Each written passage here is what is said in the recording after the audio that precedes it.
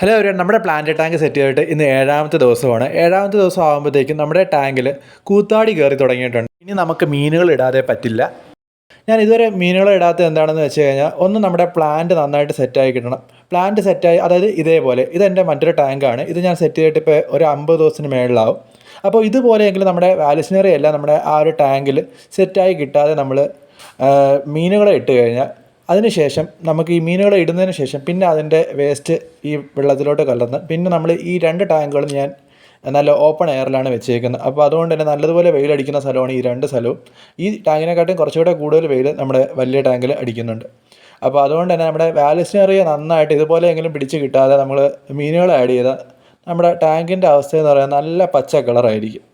അപ്പോൾ അതുകൊണ്ട് തന്നെ ഞാൻ ഇതുപോലെയെങ്കിലും കുറച്ച് നന്നായിട്ട് നല്ല പോലെ വാലിസ്നറിയെ പിടിച്ചതിന് ശേഷം മാത്രം മീനുകളെ ആഡ് ചെയ്യാം എന്ന് വിചാരിച്ചാണ് ഇരുന്നത്. പക്ഷേ ഇനിയിപ്പോൾ എന്തായാലും കൂത്താടി കയറിയത് കൊണ്ട് നമുക്ക് എന്തായാലും അത് നടക്കില്ല. ഇതിൽ നമുക്കൊരു ഒരു പേർ ഗപ്പിയും അതുപോലെ തന്നെ ഒരു 2 പേർ പ്ലാറ്റിയും ഉണ്ട്. അപ്പോൾ പ്ലാറ്റി ഇതിൽ നമുക്ക് ഒരു 2-3 കുഞ്ഞുങ്ങളൊക്കെ ഇപ്പോൾ വന്ന് കിടപ്പുണ്ട്. അപ്പോൾ അതുകൊണ്ട് നമ്മൾ പ്ലാറ്റി ഇതിൽ നിന്ന് എടുക്കുന്നില്ല.